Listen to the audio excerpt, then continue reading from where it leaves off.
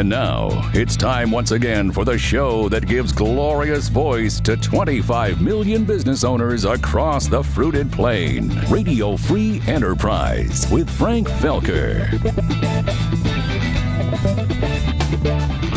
Hello, hello, hello. Thank you, Dude Walker. Yes, indeed, I am Frank Felker. Welcome back to Radio Free Enterprise.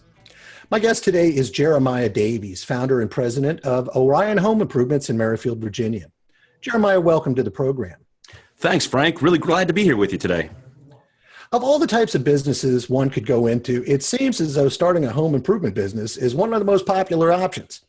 Many people mistakenly assume that just because they're handy with a hammer, they're qualified to become the leader of a home improvement firm, which often results in some less than professional contracting companies out there. But Jeremiah and his company are an exception to that profile. Orion is truly a professional contracting company that's seen tremendous growth over the past few years due to their focus on customer satisfaction.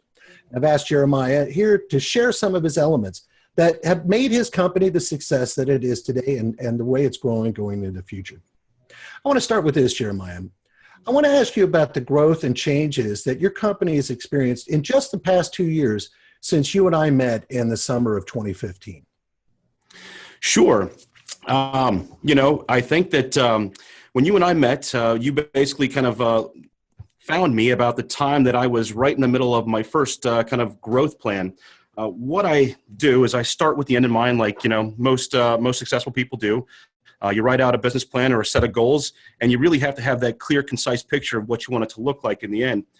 So for my construction company, one of the things that I knew is myself being, a very smart and confident person. I just figured if I had 10 of me, I could conquer the world. And so really what I wanted to do is I just wanted to figure out, how do I make 10 of me? And that's just basically looking at all the things that I do, getting those items out on paper in standard policies and procedures, and then finding good people that could run those specific items. And so again, when you found me, I was in the middle of, kind of our growth to $3 million in total revenue. And really, it really came down to, how many calls do we have to have coming in? How many people do I have to answer that volume of calls? What type of, salesperson do I want to have on my staff? And then really what type of production assets do we need to have to deliver the quality of goods and services that are out there? Like you said, anybody who's great with a hammer, they may be able to do good stuff for themselves, but when they spread themselves like too little butter over too much toast and they get real thin, their quality drops off. And that's one thing that I absolutely did not want or did not allow to happen with my company as we started growing. Well, so you were headed towards $3 million in sales at that time. And, there's a lot of juggling that goes on, but you made it. And so now what's your next target that you're going for? Well, right now, the team and I, we're sitting down and we're brainstorming what a $10 million company looks like, and we're marching there, but we want to make sure that we're doing it in the right way. So again, it starts with, how many times does that phone need to ring to generate what we need for 10 million? And then we kind of go from there. How many people do we need to answer the phone, and how do we answer the phone and take those calls in? And then how many salespeople do we need to service that number of phone calls? And once those contracts come in, what do we need in assets and admin to process the paperwork and make sure that the customer expectations are delivered in the final product? So what we're doing is within the next 3 years or 36 months, we're going to take our company from about a $3.5 million, 400 jobs a year type company up to a $10 million, construction company. That's fantastic. Congratulations to you. And I've always been impressed with your level of focus and clarity about what it is that you're looking to do and a realistic assessment of what it takes to get there. So if I might, you kind of the way you laid that out as how you're going to grow to the next step, you started with how many inbound calls have to happen, and then how will you administratively process and answer those calls, and how many salespeople and so forth. It appears to me that, like most businesses, your job as the entrepreneur breaks down into 3 areas, which is sales, production, and administration. First off, would you say that that's a fair statement? If I was to get down to the finer points, there's a little bit more that goes into it. But in the general scheme of things, those 3 areas really are where it's at. Okay. So let's start with sales. That's usually where I start. That's where I think most people should start. And you just started with that when you were talking about that a minute ago about, here's where it starts. So tell me about your approach to sales. A lot of homeowners have had a less than satisfactory experience with a home improvement salesperson that's come into their home. What is different about your approach to sales that seems to resonate so strongly with Northern Virginia homeowners? Well, the first and foremost thing is that a lot of the larger companies that you hear on the radio and you see on TV commercials, they're taking their sales staff and they're really coming in from a very high pressure, don't take no for an answer kind of mindset where it's our way or the highway, and that's it. So what I want to do is, I personally don't like that approach. If someone comes to my home and tries to do that approach with me, or if I go to a store and I get that kind of feeling from a salesperson, it's really a bit of a turnoff. And I think that that's the way that most people feel these days. It's a lot easier to get the service you want and solve problems versus having someone kind of drill you down until you just say, yeah, do whatever and get out of my house. The way that we really approach it is when I bring a new salesperson onto our staff, the first 30 days, they don't get to chat with customers. What they do is they sit down and they learn, the reasons for a contract. I mean, this business is called contracting, and it starts with a contract. And that document is designed to lay out the expectations of what is going to be going on between the customer and the company. The really key to having a successful project is to make sure that as a contractor, we completely understand the expectations of the customer. And if we, have a customer with some unreal expectations, we take it upon ourselves to let them know what the real expectations are. And I tell my salespeople that I have no problem with them walking away from a sale and a job if a customer does not have the proper expectations. Not every customer is for us, and we're not for every customer out there. And the reason we do so well is because we're not afraid to kind of take the lead and tell a customer, hey, if you want to hire a professional, then here's our professional advice, and here's the expectations that go along with it. So that's what we do is we start with our salespeople learning how to really make sure that they're solving problems and setting proper expectations for customers, and not just throwing in a bunch of, yeah, we can do that, whatever it takes to get the sale kind of stuff. And you're so right that the high pressure approach, which had been successful for years and apparently still have some level of success, is just not well taken by today's savvy consumer and savvy homeowner. They don't want that. They don't want people coming into their home and bonking them over the head and beating them into submission. And I really applaud you for not taking that approach. Absolutely, Frank. And just to expand on that just a little bit, humans, we're finicky people. And when it comes to separating with our cash for whatever it is, cash is like our security blanket. It's what puts food on our tables. It's what, no pun intended, keeps a roof over our head and things of that nature. So, so humans and our customers, they absolutely need a salesperson to help them understand what the project is and help them, kind of learn how to part with that cash in return for the service that they need. So sales and a good salesperson is very, very important, but the methodology in which it's been done over the years with the high pressure and the tie downs and the kind of I'm sitting in this seat until you say yes kind of stuff, that's for the birds. Right now, we want to educate our customers and give them the space that they need to feel like they're making an educated decision. And, half the time they say yes to us, and half the time they say, you know what, we're going to go a different route. And that's fine by me. If we can get half the people to say yes, then we'll get them served well. Something occurs to me I want to ask you about. I would imagine that you just stated on the one hand that you walk away from certain projects if you feel as though you just can't have a meeting of the minds and setting realistic expectations with the homeowner. And obviously that means those are jobs that you won't do and revenue you won't recognize. I wonder what your reaction is to this statement, though, that because you do work exclusively with people for whom you have a meeting of the minds, does that result in more repeat and referral business? Repeat and referrals are about 70% of our business as far as total stuff goes in. I mean, we have a customer that has a really great experience with us, and we reinforce the fact that, listen, if you enjoyed your experience and you know that 80% of the people out there are having a bad experience with contractors, why not save your friends and family the hassle and make an introduction? there's no pressure that goes along with it, but a lot of people really want to take care of their friends and family. And so a quick introduction to a company that cares really goes a long way. So yes, we do have the meeting of the minds, and we reinforce that we're working with the people that are similar. And you and I, Frank, we're creatures of habit, and we like to be around people like us. So if I enjoy that kind of experience, I probably hang out with people that have a similar enjoyment of that experience with a contractor. And so we get in that market, we try to stay and serve those people the best we can. That's great. Very smart. Stay in your lane. Serve the people for whom your value proposition resonates. Now, the next thing is, and this is a particular rub for home improvement companies, I guess for every company, you've successfully sold the job. Now you have to successfully produce the job. And in the case of home improvement, as I used to say in the printing industry, there's 1,000 ways the job can go wrong from the beginning to the end. So I would imagine that you've taken, as you've done with sales, a unique approach to production that, and it starts with, I'm sure, as you mentioned, setting realistic expectations. But if you would, talk about your approach to production and why it's worked so well. Well, the first part of production starts with sales, going back there. But really what we do is we sit down and we kind of let the homeowners and our customers know the most common things that can go wrong with the project. And we're not perfect. We don't walk on water, and we're not batting 1,000.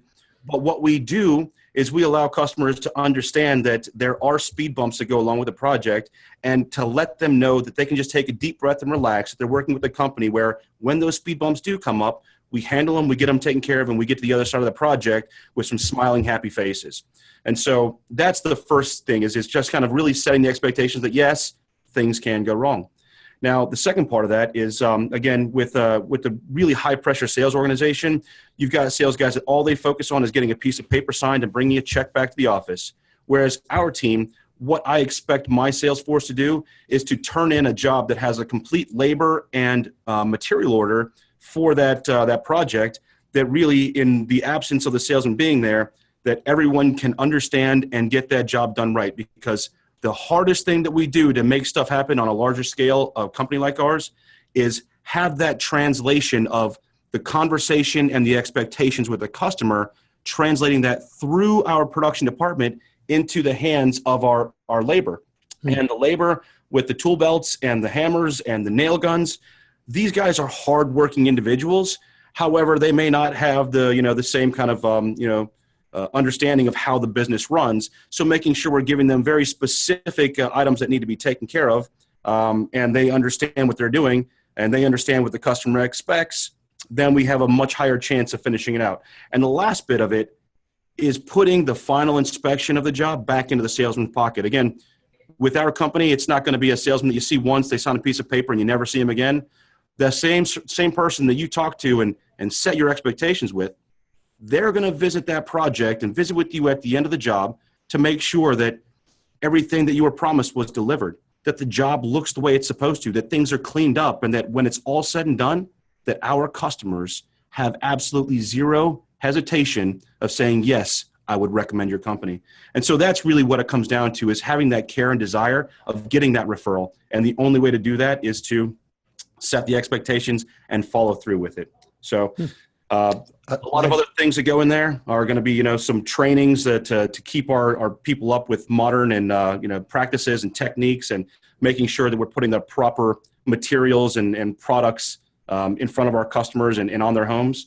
But yeah, that's where it comes down to, is just having the care and the desire to do the right thing. I have some small amount of experience in the home improvement industry. I'm not sure I've ever heard of a company that does that. Is that 25% or 33% of companies have the salesperson maintain responsibility throughout the process, or is that something fairly unique to you guys? Well, it depends. I mean, I've worked in this industry for quite a few years, and I've been in companies where a salesman's only job is, again, to get that paper and move on to the next one.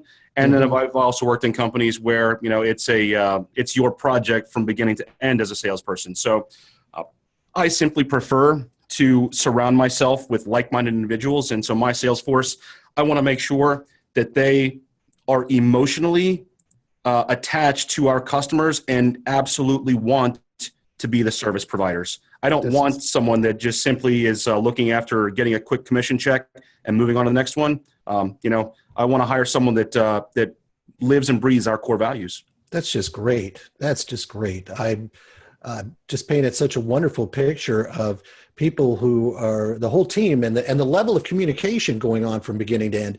When you said that about the guys with the nail guns and the hammers, you sound like a coach. I'm giving them the best opportunity to win, every resource they need to succeed at their job, and not putting obstacles in their way, which in many times come down to communication, not clearly communicating what the expectation of the homeowner or the project is. I got to congratulate you on that. It's because it is, in my experience at least, very unusual. No, I appreciate that, Frank. But it's kind of funny that we've kind of got 9 core values that we practice here in our firm, and communication is one of those. Clear, concise communication between all levels is one of our core values. So we live and breathe it. That's great. Well, let's move on to that third area, which is efficient administration. And again, a lot like communication, and I'm sure communication plays a big part in why you're so successful in the area of administration. But administration is an area where a lot of companies just don't even do it, much less focus on it and excel at it. How did it come clear to you that admin was such a critical success factor? And what is it that you do differently from many of your peers? Well, I'm not sure what it is that I do differently than other folks, but the moment it became clear was very early on when I was kind of moving through. I was trying to stumble and figure out. I entered this business as a salesperson, and when I started my own company, I did not have all of the pieces of the puzzle put together, and so I was reaching out for my own coaching and my own exploration of new ideas. And one of the things that really struck me is a fellow entrepreneur that said that, what you need to do is you need to look at building your business as building a saleable asset. And so by building a saleable asset, you need to have records, you need to have processes, you need to have procedures that go with it. And so I really kind of looked at it from the get-go is that the better I am at documenting and organizing everything from the management of the company to the management of our customer files and the management of our accounting, the better records that I have, the much easier it's going to be when we expand our company and add people to the team to be able to find that information and keep up with our customers. There's nothing more frustrating than calling a company and you have a problem with your bill and they can't figure out what's going on with your bill or what services they provided you. And, for me as a business owner, I really don't like telling customers I'm sorry. I much prefer to tell them, you're welcome when they say thank you for things. And so we really focus on that aspect is to keep ourselves organized to make sure we know what we're doing for our customers. And then one of the things I always tell my team as we've been growing over the years is while it's easy to do stuff when it's a 2-man team or a 4-man team or, a small group of people working together, when we start adding layers of management and extra people to the team, if we're not all practicing the same procedures and doing things the same way and everyone's kind of doing stuff a little bit different, it can cause havoc and really bring down the company. And so by focusing on doing things, even when it doesn't make sense to do it by the books, we still do it by the books because we know that at a $10 million company level or a $60 million company level, if we're not doing things by the books, then we're doing them wrong. The systematic approach that you take to every aspect of your business makes me want to ask you about your background and where do you think, how much of that is nature and how much of that is nurture? In other words, how much of being so structured in your approach you were born with and how much of it has to do with your background? Well, I tell you, the nature part for me is really the drive and desire to be great.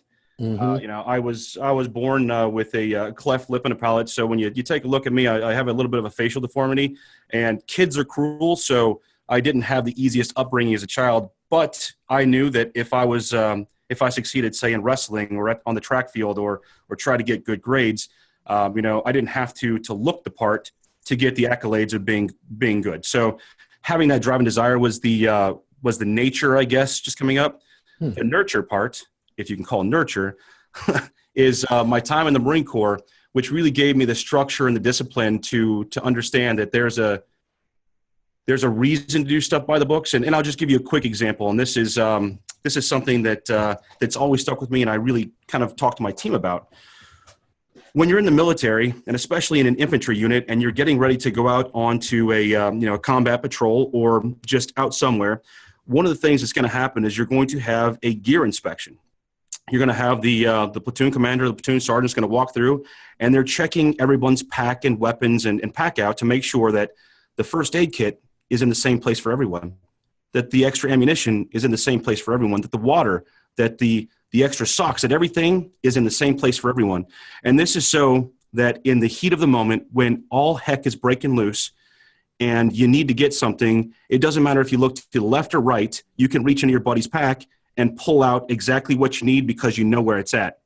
And so by taking that mindset that I learned very early on in my Marine Corps career and applying that to my business structure to know that, hey, it doesn't matter if we have 10 people or 40 people. If everything's done the right way, everyone can go to the same spot, get the same information, and service our customers well.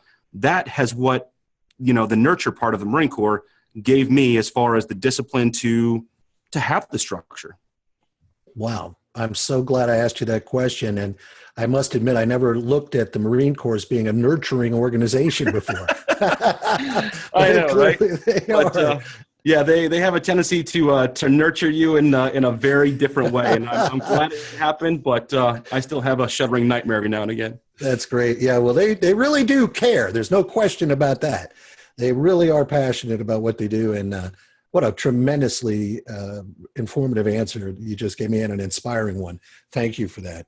You're welcome. Now, one thing that you and Orion are doing that is clearly completely different from other home improvement companies is that you're actually writing and publishing a book designed to help homeowners understand the systems of their house and maintenance and repair and that kind of thing. What's the idea behind this book, and what can consumers expect or homeowners expect when they read it?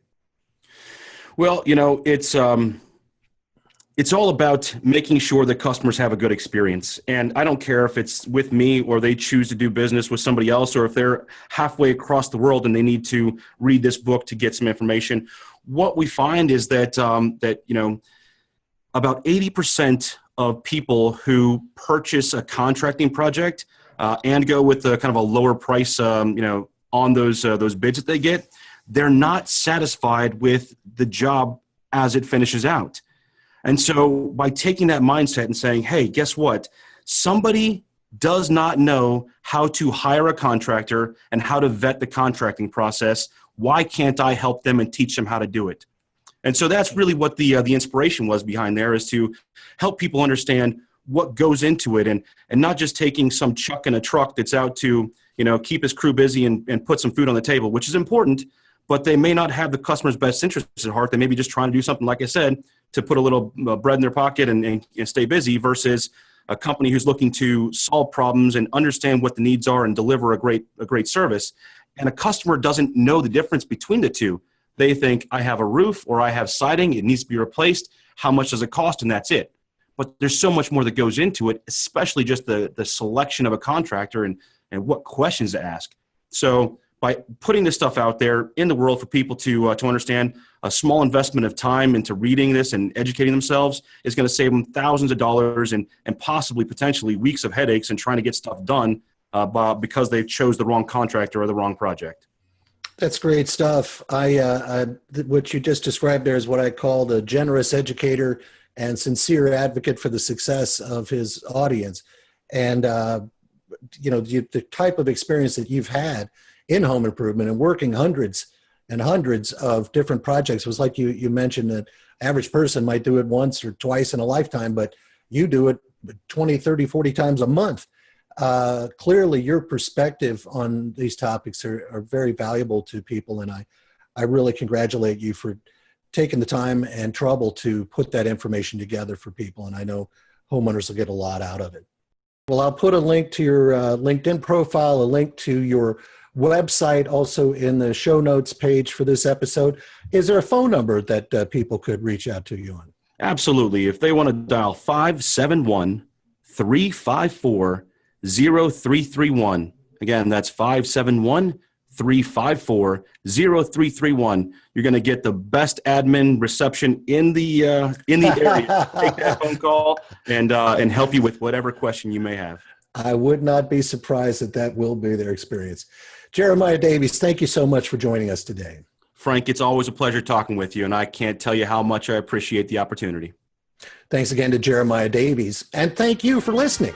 We return you now to the leader of the free enterprise system, broadcasting from the capital of capitalism. Here is Frank Felker in Washington, D.C.